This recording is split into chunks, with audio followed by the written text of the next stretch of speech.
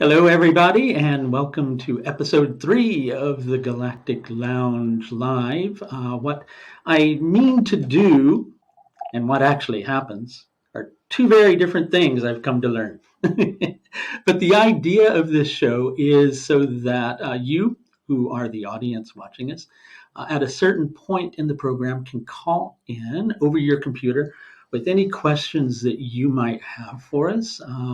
This usually gets posted to my YouTube channel a little bit later on, but it's great to do it live. So I do hope people join in on the fun. And when you are ready to join in on the fun, and we'll let you know, you have to follow orders at all costs and certain measures. You thought you were over all that, but no, no, no, no, it's not over yet. Nope, nope, nope.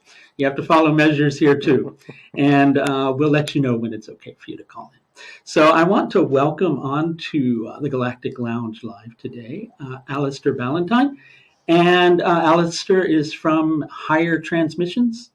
And we're going to talk today about getting in touch, tapping into your inner Fun-dalini, or maybe the fundamentals of tapping into your inner Fun-dalini. Because, people, myself included, I think we're all prone to taking ourselves just a little too damn seriously from time to time. And we forget, is spirituality about being upset, being stern, being down in the dumps? Well, maybe we have those times. That's natural too. It's better not to, ignore the fact that we have those times. But the idea is to get into a space where you're happy inside yourself. And I think if you're in the space where you can even get to the emotional space where you're truly, and I don't mean artificially, even laughing at your own difficulty and finding humor in that from time to time. And that's a really wonderful place to be. So, welcome onto the show today. I'm glad you came on to join us today. Do you want to tell everybody a little bit about yourself and what it is that you do? Oh, by the way, before you do that, I wanted to say one of the things that really made me want to come to have you on was I saw on your page that you mentioned that you like to take the woo out of spirituality. And I really appreciate that.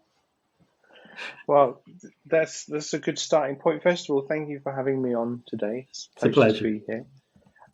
Yeah, well, we may as well start there. I mean, for me, the woo is everything that's wrong with Yeah. spirituality because spirituality is for everyone, you know, and what is spirituality to one person can be completely different to the next. So we need Yeah. to respect that.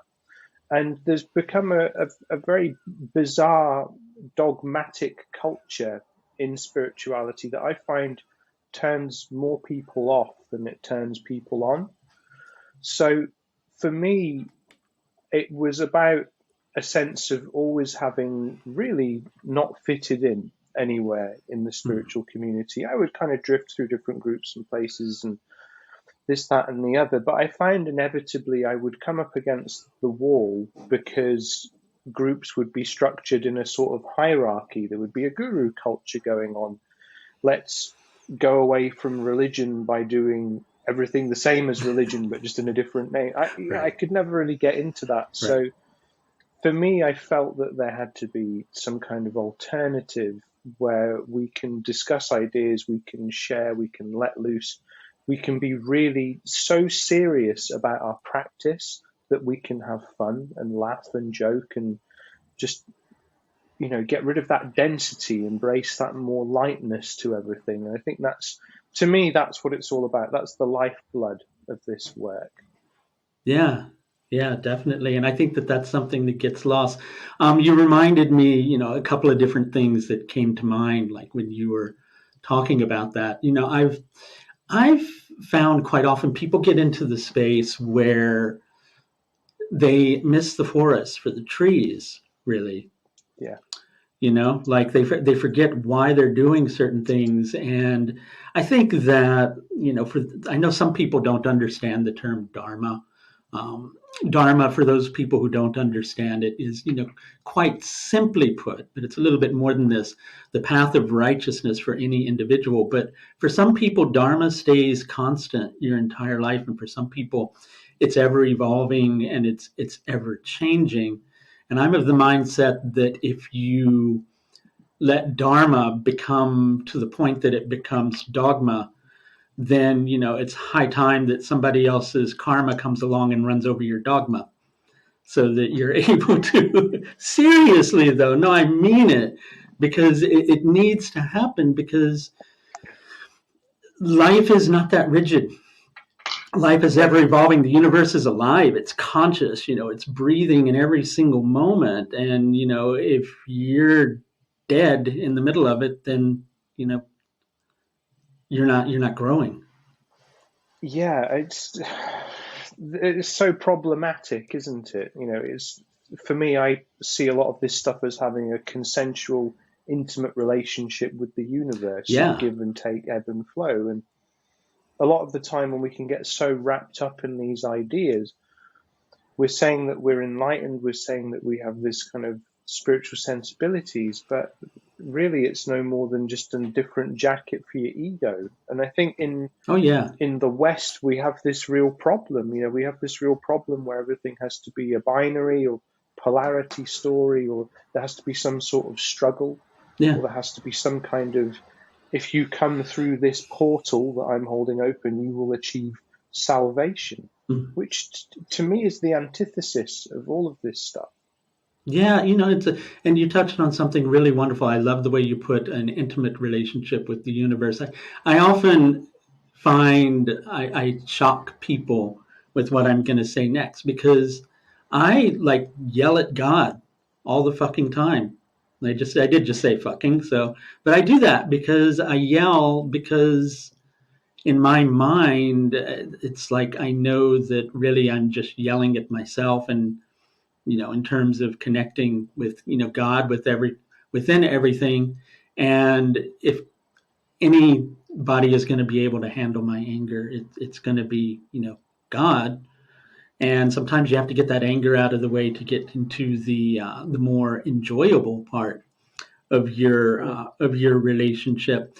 But strictness, yeah, I think people get kind of caught up in practice sometimes, without understanding the reason for practice. I went to see a spiritual teacher once, and I really loved the way that they put it, because somebody was asking this spiritual teacher. They said, when I come to your gatherings, I was raised like Irish Roman Catholic, and when I come to these gatherings, because the spiritual teacher was Hindu, they said I have a hard time reconciling my own path, with the forms of God that you work with here. And what do you have to say to that? And the response to it was, well, when you eat sugar cane, you're after the sugar. You spit out the cane. Similarly, when you're in a boat and you cross the water, when you get to the other side, you get out of the boat. Yeah. Jesus, Buddha, Krishna, none of these people created religions. It's humans who create religions, because we need a practice or a way of understanding, and it's humans that create, in true relationship of the word religion, religare, which is kind of relating back to the source of something. Everything spirituality related can become a religion or a dogma, and that's not me poo-pooing on religion, because it's something that can take you to the destination. But I think Mm. people forget, like both the journey and the destination. you know Yeah, yeah. This is so important, and it's very interesting that you mention this, because especially now. So if you see me fidgeting, I'm fidgeting with crystals Oh, and that's okay. stones I and fidget things. all I the tend to time. do that when I go do live videos. um, it's interesting because we have this culture now where loads of people are interested in neuroscience, loads of people are Mm. interested in psychedelics. And this stuff is great. It's great to understand, but it's almost like you say, it becomes this obsession with the telescope rather than what you see through Yeah. the telescope. And I find that frustrating because, again, ultimately all of this comes back to the idea of reducing. So this paradigm of reductive thinking that we've been living in for a few thousand years, where everything has to be empirically proven, and we need to have the data, and we must reduce it to a singular truth. But with a lot of this stuff, that's just not possible. With entering into the mysteries, for that matter, it wouldn't be possible to reduce it to a singular truth, and you couldn't explain it to someone who's not experienced the mysteries themselves. And I think that there is a place for practice. There is a Yeah. place for having that kind of levels of initiation. There is a place for all of that. But what we need to see more of in society at large is that sense of playfulness, and not like playfulness where we shirk all of our responsibilities, or Yeah. we say, oh, well, I'm just going to do what my inner child would do. It's not like that. It's having our experience here and entering into innocence within the context of Yeah. the experience allows us to have these much deeper realizations, these much deeper moments of connection with the ineffable. And it's a lot more fun as well, because we're not carrying these heavy bags with us. And it's so simple, but I think that the idea of letting go, the idea of Mm. being happy, at peace in the chaos, the idea of being in the eye of the storm, even though the eye is calm, the eye is always moving. Yeah. I think that these concepts, as simple as they are, I don't really know if folks are readily adopting them, because if we did go down that way, it would make things so much easier, and we can get into much more seemingly advanced levels of work with greater ease, less explanation, just more intuition, more feeling, more trusting our own inner guidance, and less kind of needing the pat on the head from the guru or the Yeah. teacher or this kind of stuff. Yeah, and that's a good topic to bring up too. A few things came to my mind when you were talking about those things, which is there's a word. Are you familiar with the word lila? I don't think so. Lila means being at play, being at sport. Like, it's quite often connected with concepts of Krishna Okay. within Hinduism, and Krishna's play, which is playing with the universe. And there's also a name, Lalita, which means the one who is at play with the universe.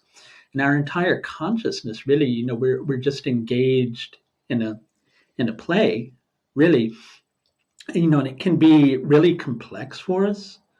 And I think the complexity comes from, here, when we get stuck up here. The simplicity comes from here, when we're in that space and we're able to open up. And I liked what you were saying with innocence. And I often like to explain, because with Vedic astrology, quite often there's concepts that we explain by connecting it with, understanding specific deities, because the astrology itself is very deeply interwoven with those particular concepts. And there's a deity, Kartikeya, who's often referred to as a war god, because he was a 7-day-old child that defeated a demon army. But if you think about the meaning of that, the meaning of a 7-day-old child defeating a demon army, how is a 7-day-old child going to defeat a demon army? Innocence. Doesn't see a demon. Doesn't there's no dualism. It's just in the innocence. So it's Hmm. just going to be vanquished immediately, because it's not caught up in the duality and the exceptional, like, over analysis of every single experience that is being gone through. And Yeah. sure, there is a space for analysis too, but if you're not able to analyze from simplicity, then you're just caught in confusion again. You go around Yeah. in a spiral. Dude, like that's. I feel like we could just close the video there. Go, there we go, done. Thank you very much. We've said all Right. we need to say. This is it. I'm never going to post on social media ever again. That's it. Bam. No, you bang on there, and I think it's interesting to come and come together and talk about these things because I'm a child of East and West, but Yeah. Middle East and West. Yeah. So it's always interesting to me to learn about the Vedic system because the Vedic system is not in my wheelhouse, Yeah. So it's really curious. But something is true of all of the Eastern systems is that myth Yeah. is the powerful conveyor of truths. We don't have that over here. And I think that what you'd said, just putting it so simply, the idea of innocence, returning to that state of the 7-day-old child, completely untouched by the Yeah. world, Yeah. you know? You're not going to get lost in the BS in that way. Yeah, and bogged down with your karmas and all this kind of stuff as well. You're completely free to go and do, and I think it's interesting if we kind of pivot that against conversations around, because obviously in Western spirituality, Western contemporary spirituality, a lot of the conversation inevitably comes back to universal laws, law of attraction. How do we Yeah. change our Yeah. reality? How do we kind of have this more conscious creator relationship? So it's interesting that, to me, to have the deepest success with those concepts is to adopt the stance of the 7-day-old child. You completely trust, you completely play, and entering into the world with that focus Yeah. and that understanding that things are just going to happen. And we don't overthink stuff because it's very easy for us to be waiting for the other shoe to drop as well, isn't it? That's, our culture in the UK, for example, Yeah. is, we are essentially conditioned to believe that if something good happens, the divine hand is going to immediately come and And take snatch it it away. away. Yeah. Yeah. Whereas that's not the divine hand. The divine hand will only give, Yeah. Yeah. It's funny. I think one of when you catch yourself kind of caught up in that space of non-innocence, one of the easiest ways to get back into that space, and this was another topic I wanted to go into with you today, is laughter and humility.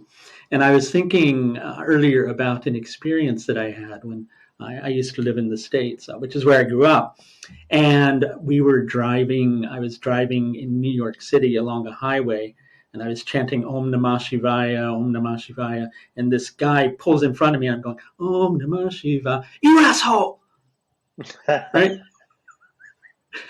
And I started laughing because I caught myself, and I just lost it because I couldn't do anything but that, you know? Dude, that's just perfect. That's Yeah, just absolutely. I it can just just, see it, yeah, especially New York as well. yeah. And it just took me right back into that space of going, remembering why I was doing what I was doing. And yeah, kind of So, recognizing, getting caught up in form and missing, the purity of why. so where are you now? I am in the south of the UK. Yeah. Whereabouts in the In south? Kent. Yes. Oh, Kent, Yeah. cool, Yeah. nice, Yeah. nice. I'm normally in London, but I'm in Yorkshire at Right. the moment, Ah. so that's cool. I'll have to talk more about that Yeah. later. Yeah. But I'm just curious, is like, how have you noticed, like, the cultural shift between the UK and the US in this kind of sphere? What would you say are the defining differences? Um, that's a tricky one. I would say there are what's the word I'm looking for? There are detriments and benefits to both societies. That's the phrase that I'm looking for. Hmm. I think that Americans, myself included, having grown up in the States, so I'm not poking at anybody by saying this, we're like, caught up in a huge landmass, right? It's a gigantic nation. So we forget that there's an entire different world outside of our door, Hmm. right? So we can quite often get, caught up in self, so to speak, and forget, the rest of the world that's going on outside of our door. I also find that there is more of a tendency to just say something with American culture, with British culture. Sometimes I notice the stiff upper lip mentality, but to the benefit of British culture, there's a respect for privacy that I Yeah. think quite often gets missed. So those would be the two most striking things I would say about differences in I find, social ethics, or natural social ethics, so to mm, speak. And that's not to limit people to those things, but it's just an observation. no, that's really interesting because I find that like most of the people I work with tend to be American. Mm-hmm. So it's well the beauty of the online age for one, but I find that America seems to have a more open-mindedness to new ideas. Mm-hmm. Just naturally, I think being a much younger nation and much more that kind of that frontier spirit, um, and exploring consciousness. It doesn't seem the UK. We've got a lot of old world stories that need to be alchemized, if you will. Like for me, the UK as it is now is kind of like an inversion of what it should be because we've got this deeply magical, storied land Mm-hmm. with lots of history, lots of wonder. But what is at the front and center of the story now has got nothing to do with any of that. And I think that that's a real shame. And, as we're moving into this new paradigm, we could do with shedding a lot of that. So, like the idea of it's interesting with because when you mentioned in the Facebook chat yesterday about the Fun-dalini energy, Yeah. I kind of set my mind in motion on this, and I was like, "That's a really cool concept." Like, because if we think of like the Kundalini energy with the serpent rising up, this the pillar of Yeah. chakras, Yeah. essentially, I feel that like the activation of fun and play, that's such also a great parallel image for it as well. The kind of the releasing of that, the releasing of the fun through the body, and in a very innocent context, in that the shedding of the skin again of the serpent, and the whole idea of serpent symbolism is something I'm very interested in anyway, because a lot of the stuff I'm into with like going right the way back ancient world Mm-hmm. stuff. I'm that and the galactic stuff is my main points of interest in spirituality. So the symbolism of the serpent being that kind of the flowing energy through life, not just through our beings, but through the world with the telluric energy currents and all of this stuff.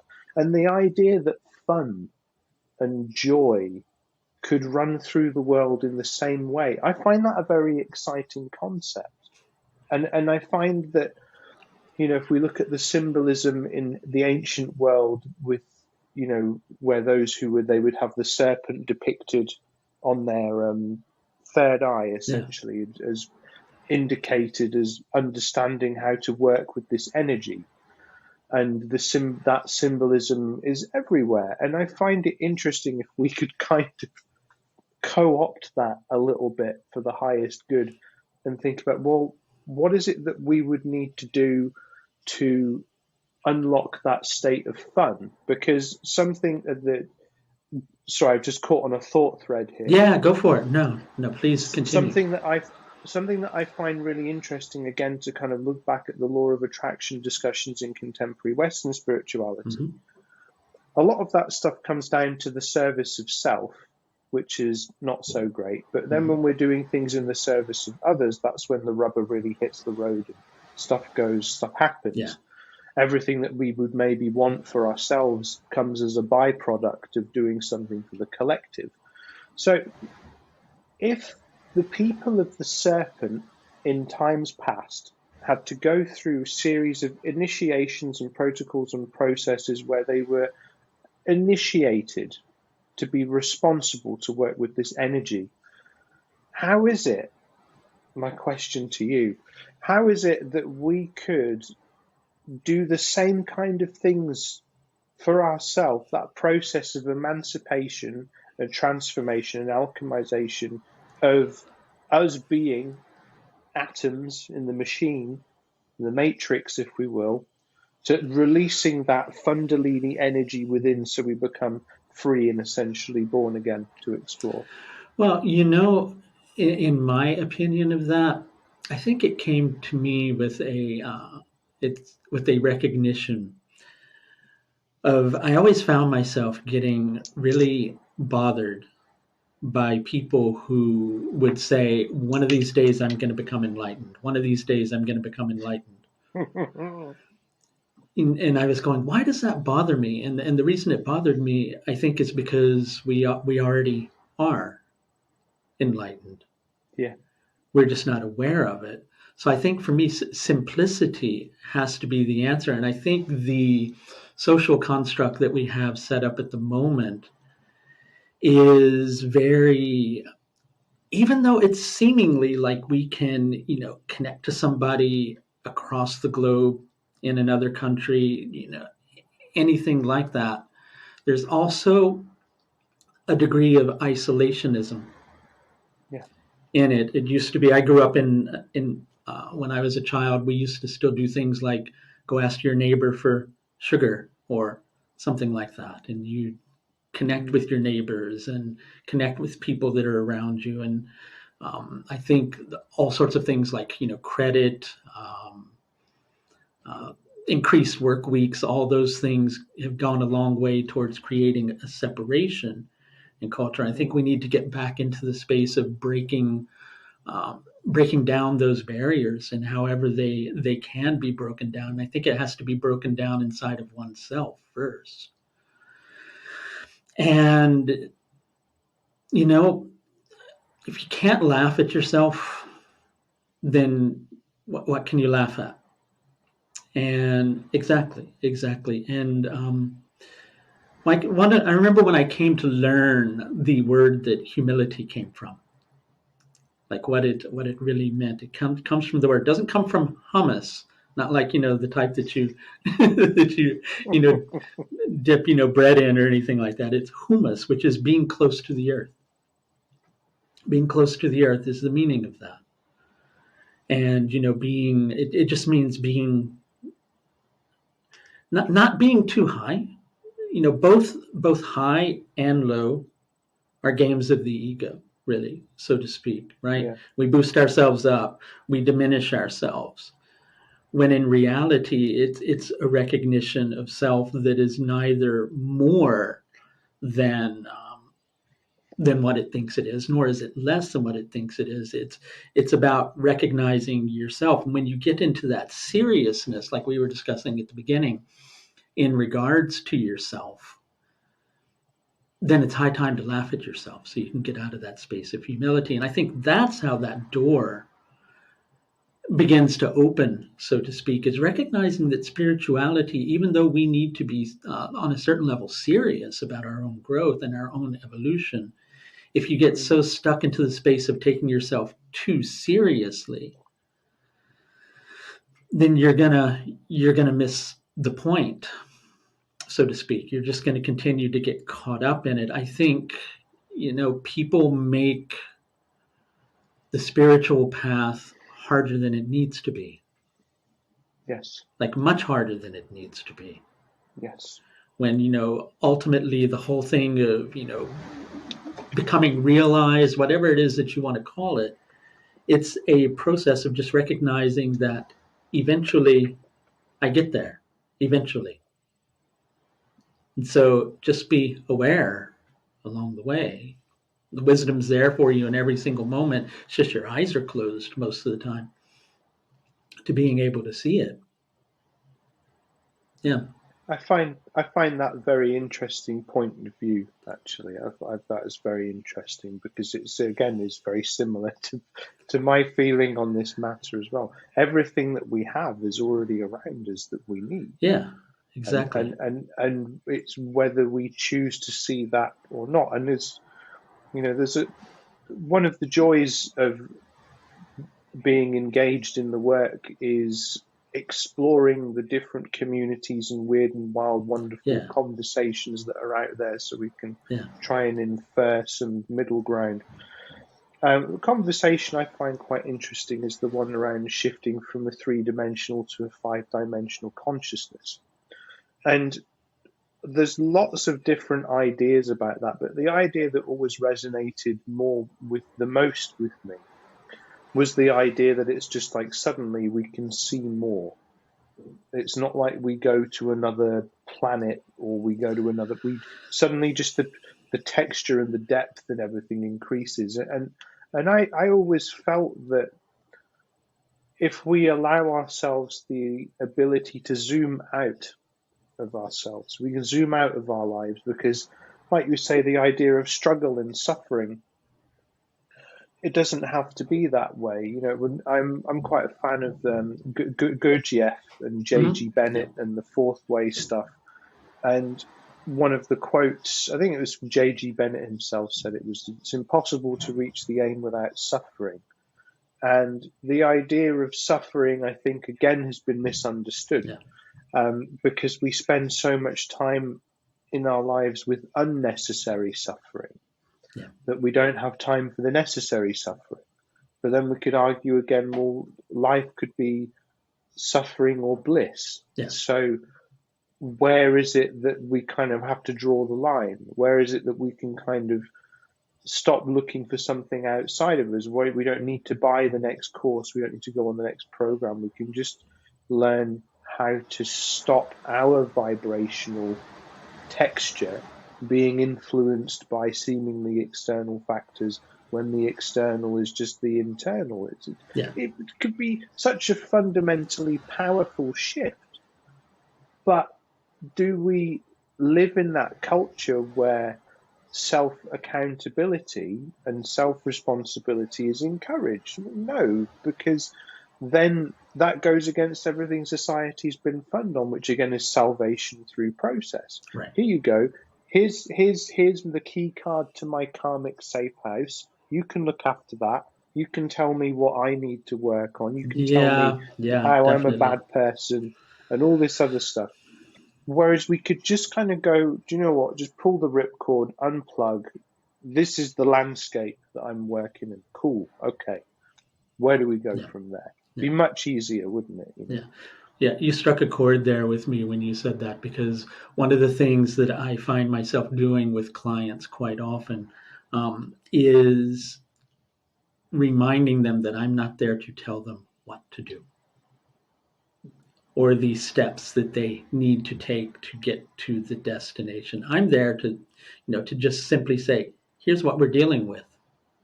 Which direction do you want to go? I do a particular type of consultation that involves going in and analyzing what are called the nodes in Vedic astrology. We call it Ketu and Rahu.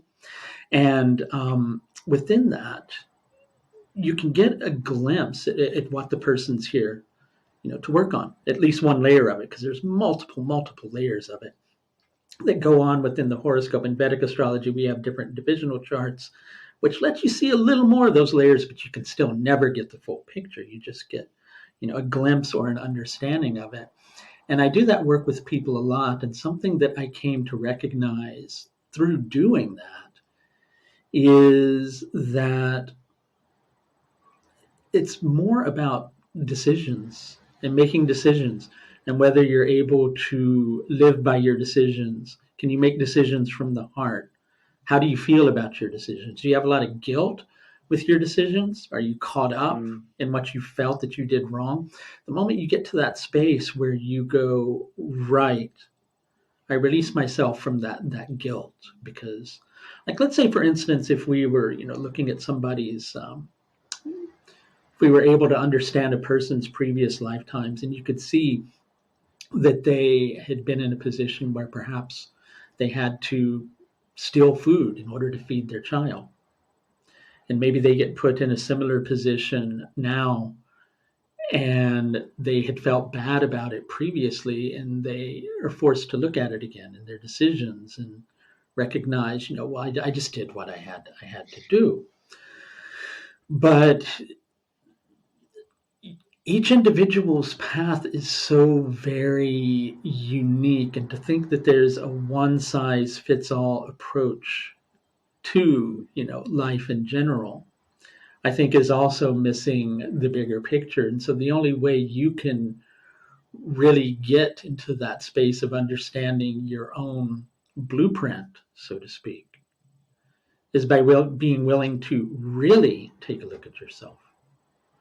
And I don't mean like, and that's when you really need to be able to laugh at yourself. Because if you're going to look at yourself and get caught up in all your complexes and be down on yourself and get lost in it, sure, maybe that can be a part of the process. But at the same time, you got to get into the space where you're able to just kind of, laugh it off, because you're still kind of getting stuck in the mud rather than, for lack of a better way to put it, letting the lotus grow out of the mud and letting it blossom so that you're able to, use that mud and muck in order to grow rather than just staying like stuck in it, you know? Mm. I Yeah. think that's a fundamental. I mean, to me, like, immediately I'm thinking in the difference between Eastern and Western thinking.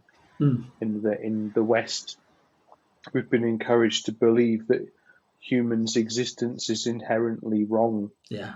From the moment you're that they you're pop you're in. sinful, right? You're sinful. Yeah, and everything is fear, hate, suffering, misery, anger. Yeah. It's the path to the dark side. Right. Yes. Always. Yes.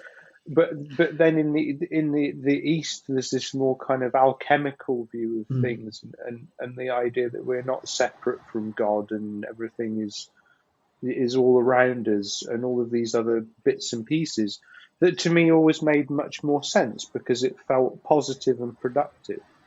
And I would rather concern myself with beliefs that are productive. I don't believe in bypassing negative experience. I think everything we experience ultimately makes us grow. Yeah, and that's funny because I was just on that very thought when you said that, which is, I oftentimes express, to people that I can find bliss in anger or bliss in sadness because I'm going to go into the full experience of that emotion. I think, in in Sanskrit, there's a word boga, which means to enjoy. There's another word bojana, which means to eat, and they both come from the similar root word. It's about taking something in. It's about letting it, become, really taking it in, eating it, digesting it, letting it become a part of you. And I think that word often gets confusing to people because they think enjoyment is always having fun. It's always Yeah, having fun. And sometimes enjoyment is about going through that experience, but going into it with all of your heart, really letting yourself experience. I think that's when the growth comes, because then you're not judging yourself for being human, really. yeah, And I think that's where yeah. a lot of the problem tends to happen. I'm going to mention to people that if you do want to call in and ask any questions, you can feel free to do that. You'll see a button in the middle of your screen, and if you click on that, it'll let you connect over your computer. If you don't, we're just going to keep running our mouths. Could But talk you're all day, welcome yeah, to. seriously. Yes, That's the vibe, definitely. This is the thing, I think it's there's just so much here, and I mean, I believe that, I believe in multiple incarnations. I Yeah. believe in concurrent Yeah, incarnations. I believe exactly. Yes. Yeah. that we've had lives as other beings in other Yeah. parts of the galaxy and universe and whatnot. No, none of this is a reach for me No. because it feels right. It feels true. I've had experiences that confirm that for me, Yeah. but I don't necessarily talk about it openly as much because what's really important is who we are now. Exactly. Why are you Michael? Why am I Yeah. Alastair? Mm-hmm. Why is whoever that sees this whoever they are? What is the experience that we're supposed to be having now? What are we supposed to be learning? Yeah, we can draw on all that other stuff, but again, it's like that kind of we can fall into divergent narratives, Yeah. which is equally problematic. Yeah. We can, oh, well, this happened to me in a past life, so now I'm going to behave like X, Y, Z, rather than going, oh, I had this past life experience, so now I need to work on how to sort of bring this into balance, or how to kind of heal this, or do something different this time around. Why is it that everybody always wants to be the Egyptian princess, but nobody wants to be the slave boy? Yeah, where are all the Babylonian bin men? Right, Or exactly. the Sumerian shit shoveler, these kind of Right, things. exactly. Meaning we get caught up in the grandiosity of it, and it's about the moment. How does it serve you now? Time isn't, time is very non-linear. We like to think, like past, present, future. It's just now. It's all right Yeah, now. this is it, and that's I often wonder if it's so liberating that it's terrifying. Yeah, people are afraid to cross the gulf, I think, really. You know, because then suddenly, truly, nothing matters. Yeah. Truly, nothing matters. And I mean, anything, and we know this. Yeah. Things only matter because we say they do. We Yes. put the meaning, Right. we find the meaning in there, and all of this kind of stuff. But I find it interesting that suddenly, when we take away all of the framework and everything, and we just are in the infinite expanse of the universe having this momentary experience, it's not even the blink of an eye. Yeah. That can, I think that people cling to the dogma. Yeah. Because of that, because that's suddenly like, well, what do I do now? Anything you want. They need something. Yeah, exactly. They need something to relate to, or a way to understand, or they feel they need a pathway to get there. There's a text called the Yoga Sutras of Patanjali, and I don't have the Sanskrit memorized of it, but like one of the earliest, it might even be the first sutra, is saying that yoga is stopping the mind waves. It's cessation of the mind waves, or getting caught up in that, so to speak. And there's a sutra that's further on in it that explains that at a certain point in the path, yoga becomes a crutch. Yoga becomes an obstruction to yoga, so to speak. And I think that that's just very perfect, really. We think there has to be a way. The way is right in front of you, like every single moment of your life. You're just not paying attention to it. You already are, self-realized. You're just not paying attention to it. You're not tapped into it. Yeah. And it's just recognizing and realizing. Do you want to, before we part company today, do you want to tell people a little bit about your work? Yeah, sure. Yeah, absolutely. Sorry, I could talk all day. Oh, go for it. No, it's okay. Yeah, I only have to go because it's coming up to family lunchtime on this end. So no, that's okay, man. Don't worry. It's totally cool. So my work with higher transmissions is all about providing an alternative, practical path into spirituality, self-realization, emotional alchemy, metaphysical inquiry, and the more kind of psychological, philosophical aspects of this. I used to be a teacher, and I used to be a musician full time as well. And on that path, I was really kind of learning about the human experience as we know it now, how to connect with people, how to teach. And the thing that I noticed that there was a gap in was there was a gap for things that were practical, gap for things that were accessible, because it empowered people, and a lot of people are still in that kind of culty guru culture. So it's important for me to, as we're moving into this expanded paradigm where everything's changing fundamentally, we need to have access to pathways into metaphysical life beyond the 3 dimensions and 5 senses conversations that is not steeped in woo-woo. It's not steeped in very kind of bizarre narratives that people have maybe told themselves instead of going to therapy. Right. So there's this kind of whole thing. So higher transmissions is all about providing a bit of a beacon for people. I'm interested in giving people classes, courses. I do coaching. I'm a registered tapping practitioner as well. And I incorporate all of that with stuff that's in my ancestry. So I've got very long ancestry in Iran and in Scotland. So my nature is one Celtic and Mesopotamian.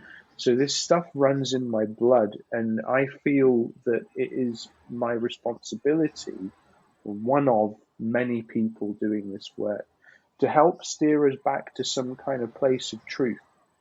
And I don't mean that in the kind of tinfoil hat way that you see on social media. Right. Yes. I mean in that more kind of trusting oneself, and empowering oneself. So I have the coaching side of things, I have the tapping side of things. I also do the tarot readings for people as well. But the thing that I'm most amped about at the moment is the community. So I have a private members community where we do most of the work in there, which is essentially a spiritual home for people who are consciously involved in building the new earth. And that's called Alchemists Anonymous, which I was very pleased to secure the trademark rights for. That's perfect. It's really cool. Yes. Yeah. So Alchemists Anonymous is a space where there is learning material, there is connection, there is community, there is support.